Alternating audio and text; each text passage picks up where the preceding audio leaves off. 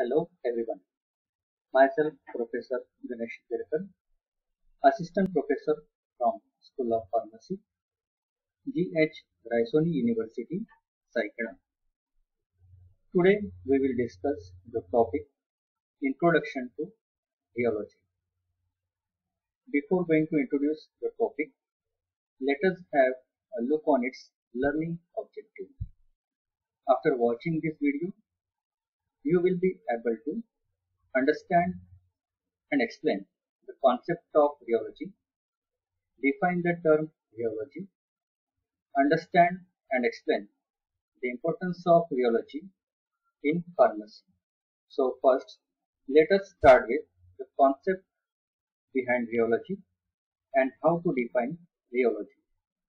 Here, rheos and logos are the two Greek words. Rheos means to flow and logos means the science or study. So we can define the rheology as study of flow and deformation of matter under stress. Here, study of flow means flow behavior of liquids or semisolids, its mechanism, how it flows under different stress conditions, or in terms of solids, how it deforms, that is, changes its shape in different stress conditions.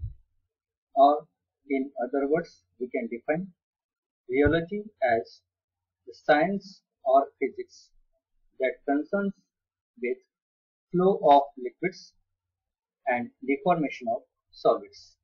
Here, it is a physical science associated with flow behavior and mechanism of flow of liquids under different stress conditions, that is, by applying varying external forces. And in terms of solids, mechanism of changes in shape of liquids, solids after applying external forces.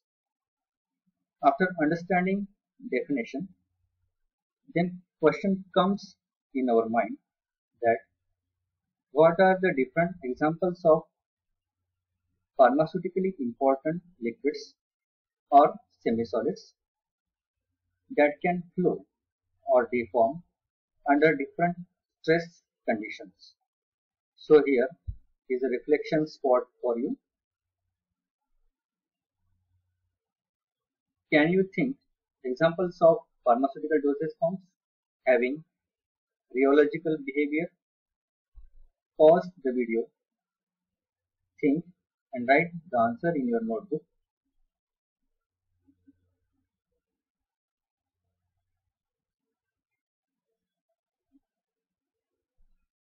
I think you have written your answer. Now play the video. Here are the few examples of pharmaceutical dosage forms having rheological behavior. The first one is suspension. In figure, you can see how it flows from the container to the dose dispenser or teaspoon. Another example is emulsion. It flows from container, then gels. The flow of these gels from tube. Another example is cream. Is the external dosage form. So after applying these creams on a skin, how it spreads over the skin. Another example is paste. There is flow of paste from different tubes, that is collapsible tube or metallic containers.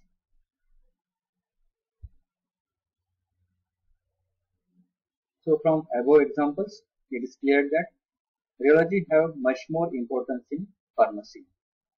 So for the importance, the first importance is manufacturing of liquid and semisolids dosage form.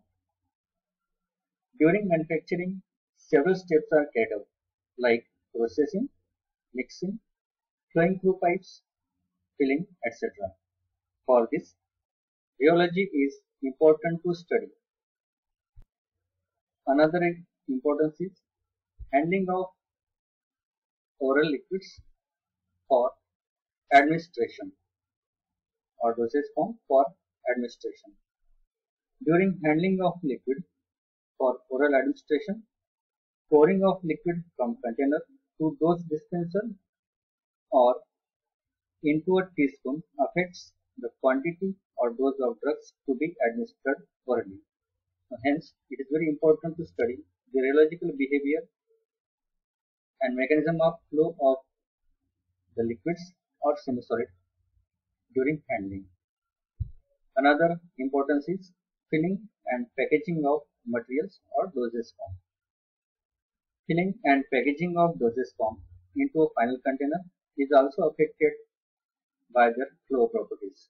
Hence, it is very important to study the flow behavior and mechanism of flow of the liquids or dosage form while filling and packaging of such materials.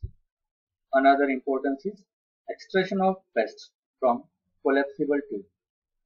Extraction or release of pests from collapsible tube by applying external stress is also affected by the flow behavior, and thus the quantity of pests to be comes out from the tube is also affected. Hence, it is very important to study the rheological behavior while this pests under different stress conditions to be comes out from the tube in a uniform manner.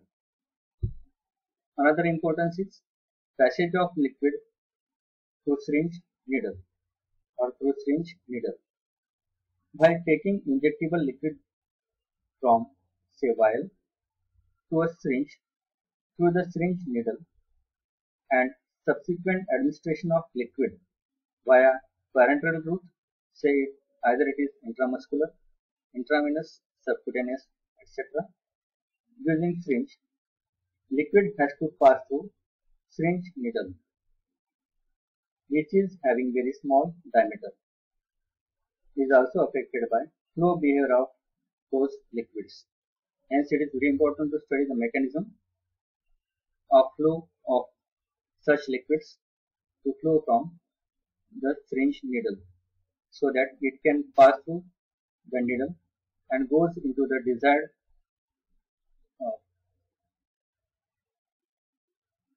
body parts. Another importance is influence of choice of processing equipments. Design of equipments also affect the processing of liquids or semi-solids.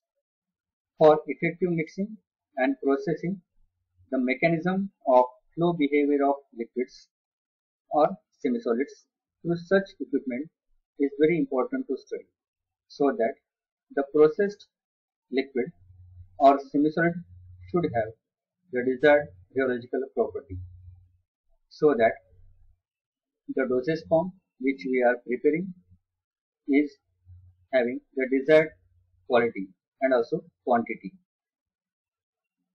I hope you have understood, cleared out and able to explain the concept of rheology.